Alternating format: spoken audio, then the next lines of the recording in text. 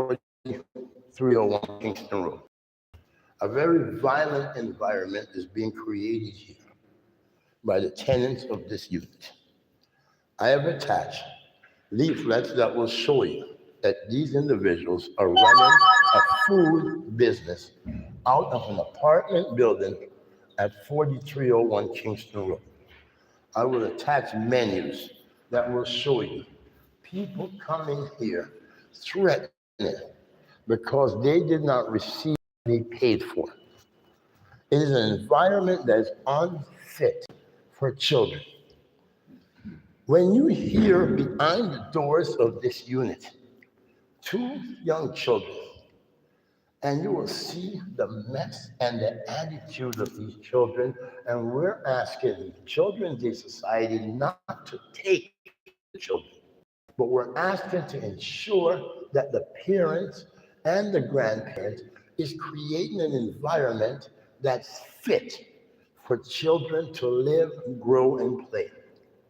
You cannot have children around an extreme state of alcoholism. Namina Bangladesh, this individual will come, and upstairs the individual had his neck cut. This is what you think about when you deal with individuals like this. Once alcohol gets into a state to where it takes control, I will tell you how this individual needs intervention by the government. This individual came all the way from this unit, ran all the way down this hallway. Then she came around this corner.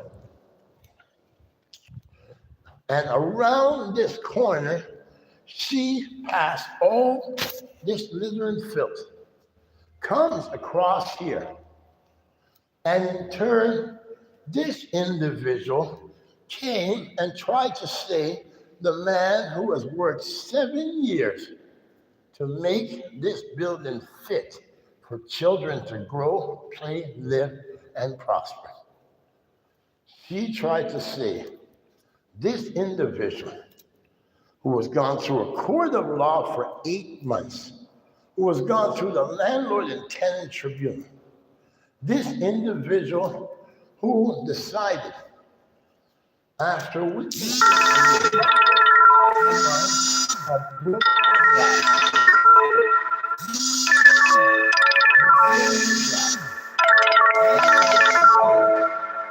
this morning, I have a dog. This tenant have a dog. This broken glass have been there for 3 dark days. 2 individuals being paid. After the 3rd day, I had to write broken glass because I seldom wear shoes. Dogs don't wear shoes. My dog don't wear shoes. Her dog don't wear shoes. And this is chalk. And this individual, look at this individual, one of the cleaners, it said broken glass over here. You wipe it off, but here it is. He spent 5 minutes there. And take a look. This is after the cleaners. 2 cleaners being paid with taxpayers' dollars. I said broken glass, and look, there's more glass.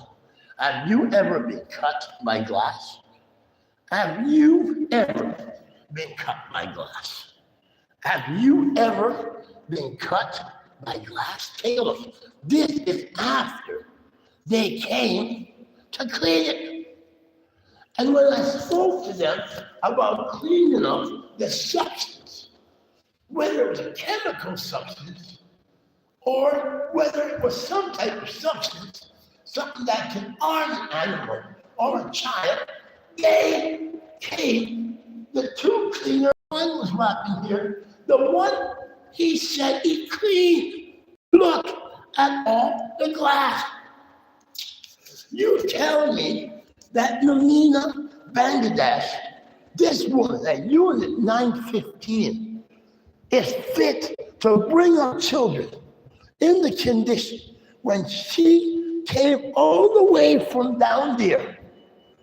Take a look at the distance she ran. She came all the way down that distance. And then telling me that people are sleeping. People are sleeping. 11:07 a.m. 11:07 a.m. And this person will say that she is fit in the condition that she is in right now to take care of children when you would travel all this distance from here to come all the way down there.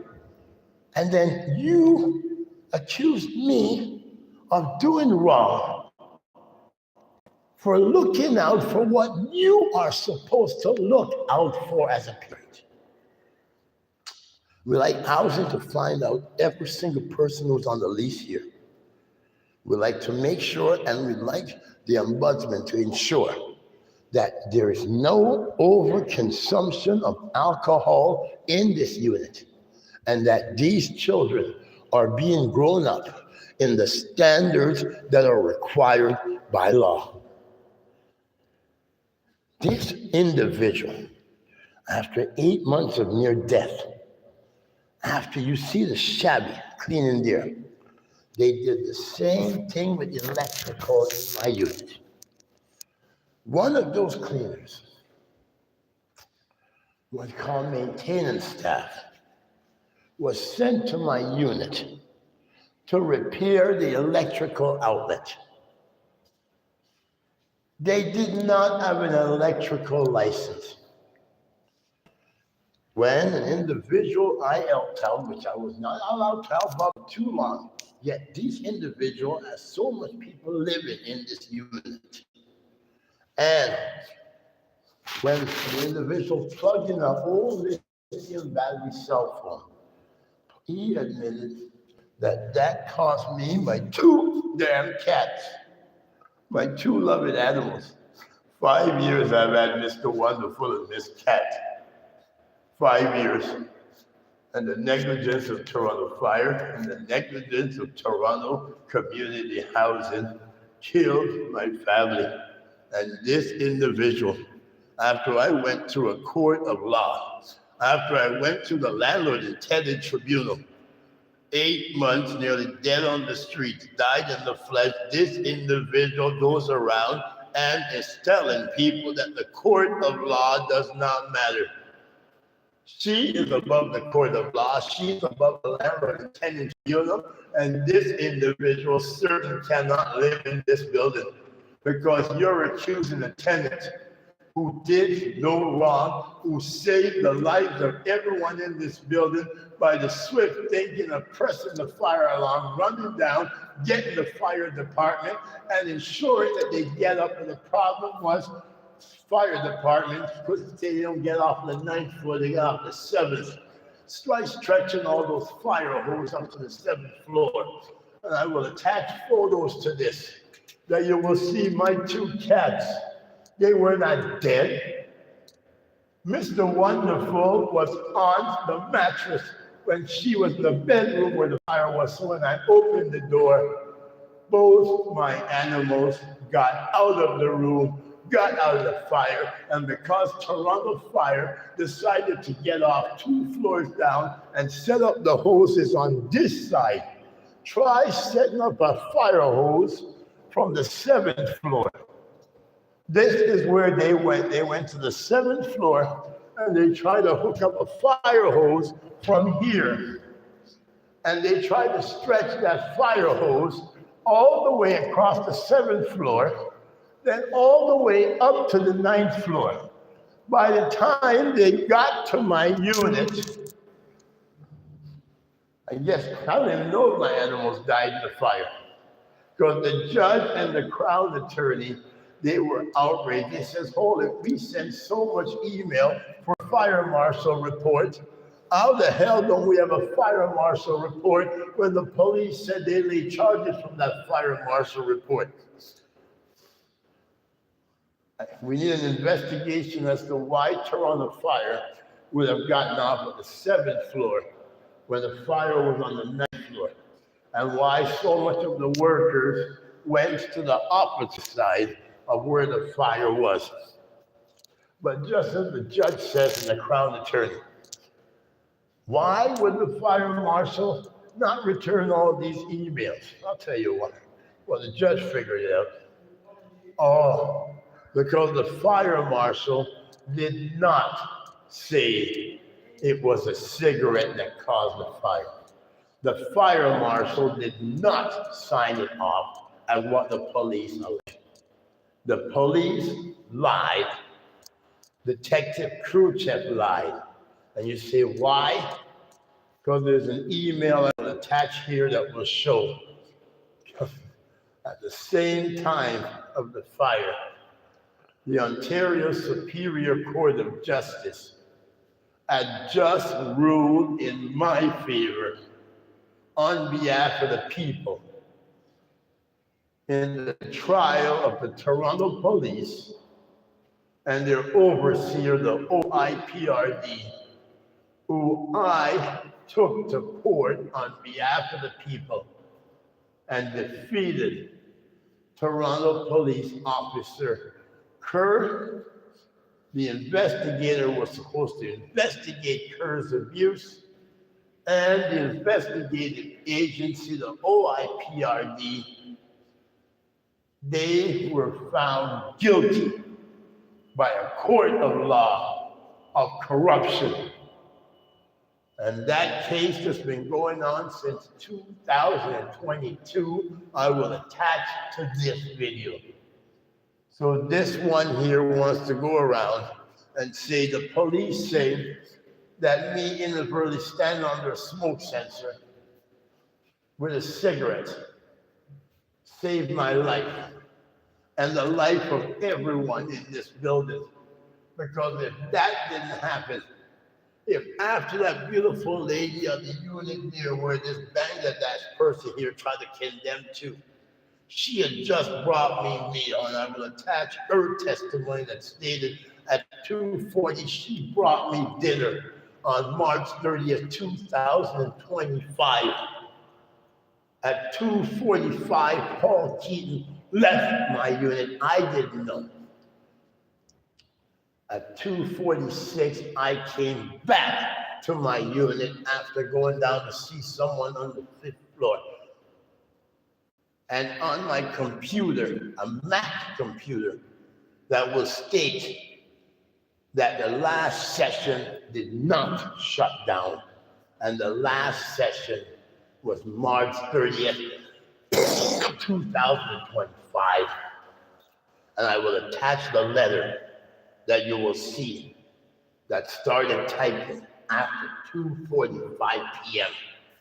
addressed to Premier Doug Ford, Prime Minister Mark Carney, in the issue of Olivia Chow as the defendant in the Supreme Court of Canada.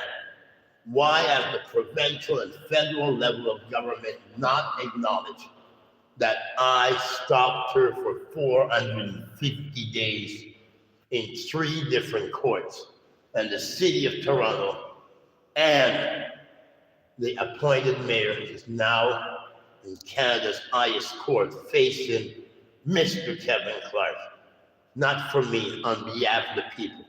So I'm in the Supreme Court of Canada against the city and against the appointed mayor for 450 days. I'm in the Superior Court putting the police on trial, and they were found guilty of corruption. And I'm in the Landlord and Tenant Tribunal against Toronto Housing for corruption, and they vigorously wanted me out before the fire. But yet, they mediated an agreement that says, all I gotta do is keep the unit clean and let them in. So you're telling me that all these agencies, this individual teaching her children that a court of law don't matter. That is what happened this morning with this Namina Bangladesh, telling you that I going around saying I nearly killed everybody in the building. She says a court of law does not matter. You're going through 8 months of courts. You've proven without any doubt that you saved everybody in the building. You've proven without a doubt that it was negligence by housing. You've proven without any doubt that the police broke the law.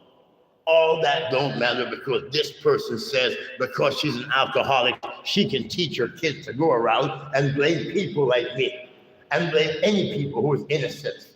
That needs the ombudsman, who is in charge of children's rights, to intervene immediately. We're not talking a year from now, we're talking immediately. You cannot have parents teaching kids that to lie, to bear false witness, to accuse people of doing heinous, terrible, corrupt, disgusting acts without any facts, to go against any facts, is proper. That's an unfit parent, and you must monitor this parent. The grandmother is an alcoholic.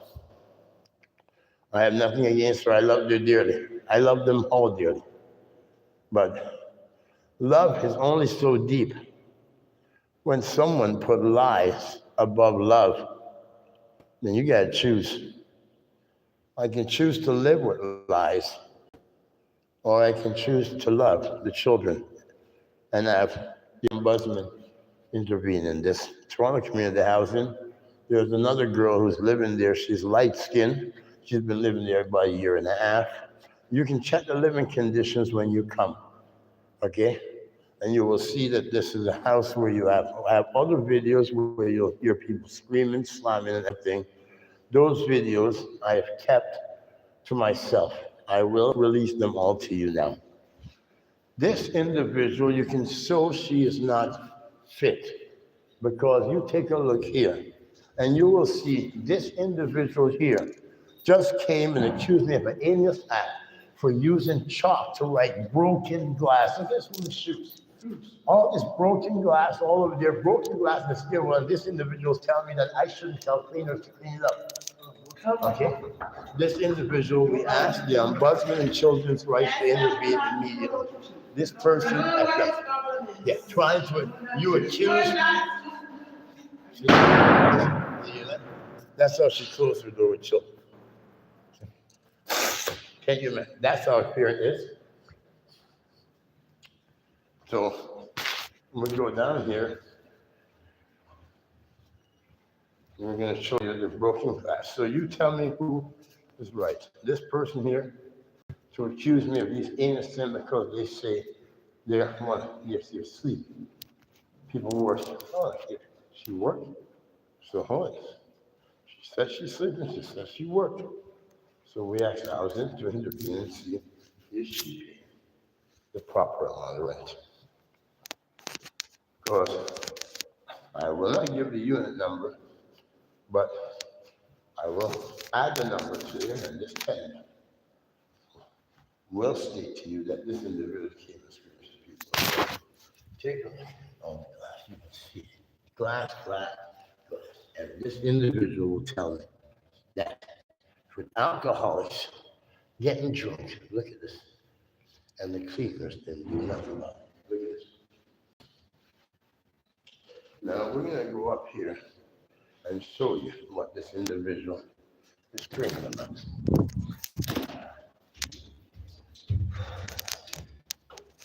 So you have cleaners working, right?